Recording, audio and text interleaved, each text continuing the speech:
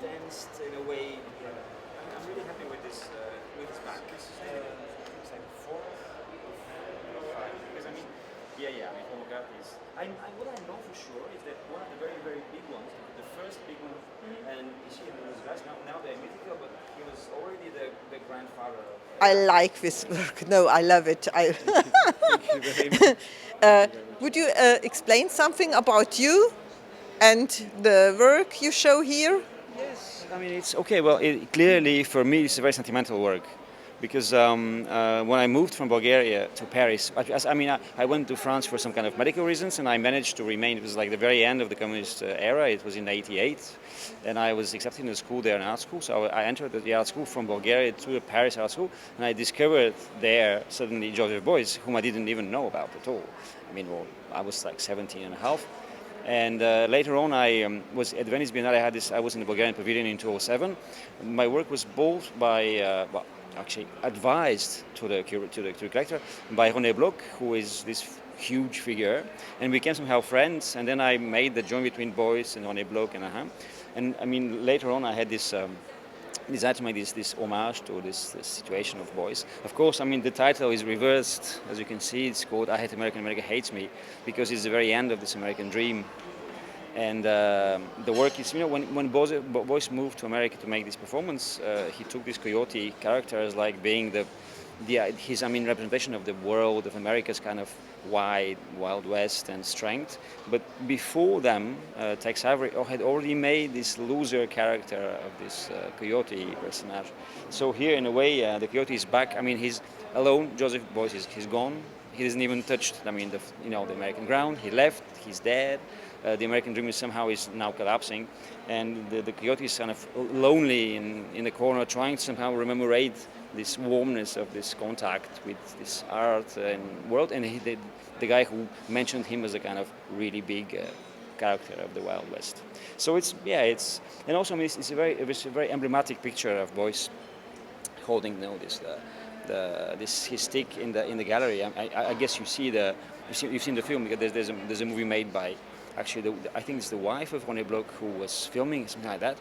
And you have a lot of pictures of the film where you can see Beuys with his felt cover and the coyote, and now the coyote tries somehow to. But of course, the thing actually, it comes back through this kind of character of Tex Avery, whom we know is a loser. So it actually increases this kind of emotion of someone who is losing something, who has lost something, for sure. So, and it's bronze. If not, it's bronze, and because bronze, not because bronze it's because bronze is this kind of material we use to replicate things and to make things last for longer. I mean, it's like a monument. Monuments are made in bronze. If I use bronze in my work, it's just because I think it's more like the medium for making memorials or homage and things like that. It could have been very easily made in different materials, but the bronze gives this. It's surely made to last. So, to eternity, if possible. I mean, we know so far that it stays for a long time. Eternity, probably, I don't know. Because the eternity. Who was saying this? I think it was Woody Allen said that eternity is very, very long, and mainly by the end, it's getting boring. It's very long, mainly by the end. So I think it's for eternity, if possible. If not, for as long as it lasts. But For me, Beuys was this discovery, for sure. Like for many young artists, I guess, Beuys made. I think in my life there are two artists that I really had made kind of shift in my own perception and work is Beuys and Duchamp. I mean, they're both backwards. So nowadays there are artists that we all love and admire and think they're great, but the things in terms of school kind of discovery for me, that was very important, and Beuys still remains one of the most important artists I have ever actually met in the scene in the history scene. So and sometimes things comes to an end like this. You never know why. Suddenly you have the desire to make some kind of homage, and it comes through this desire and through imagery and through. That's it basically for this work, and. Do you have another work here? In this booth, no, because I just had this show, in Brussels, and I'm back in Brussels for the Art Brussels, which is opening on 21st. And the works fortunately went in collections also, and so yeah, there's only this work which is available for this gallery at this moment. But this also was a choice for her to show this piece here because it's the land of Joseph Beuys. I mean, somehow.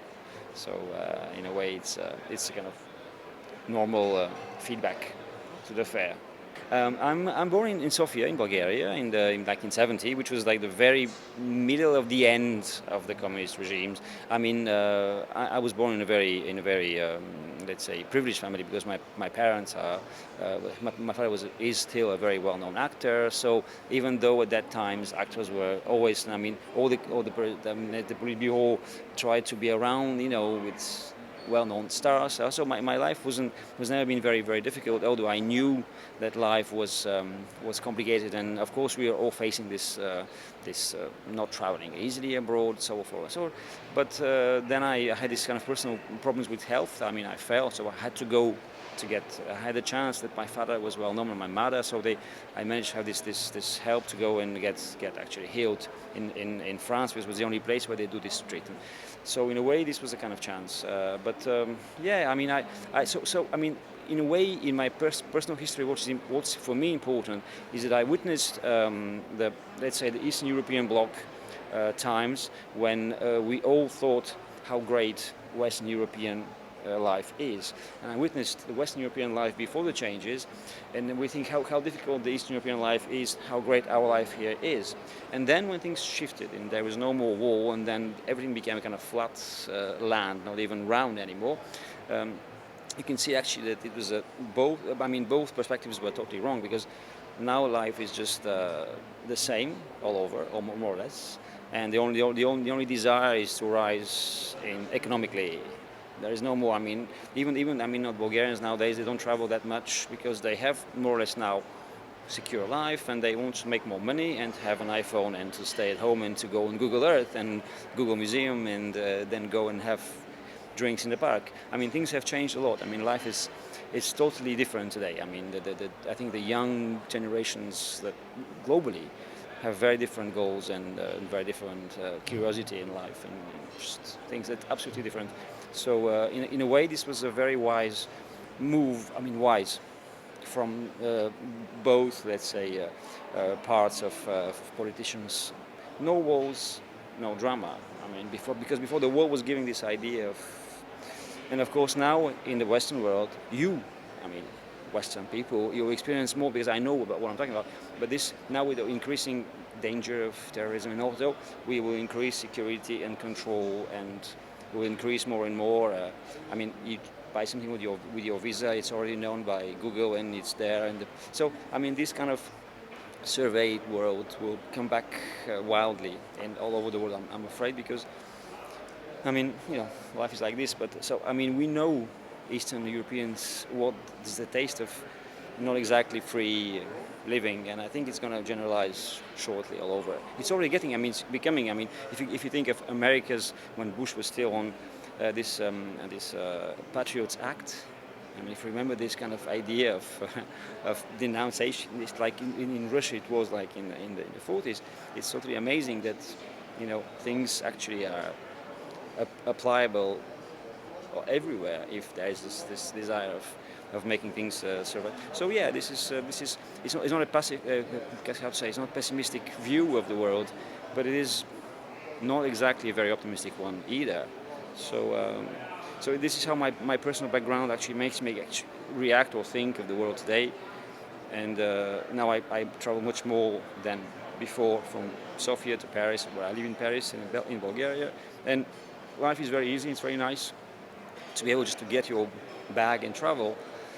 There's no border, I mean, but I'm afraid that now with all these new things, will actually be, I mean, democracy is probably not implementable very easily again in a very institutional way. I think it will come back to passports, to some kind of borders. I mean, yeah, this is certainly going to be the case, which is sad, but it's like this.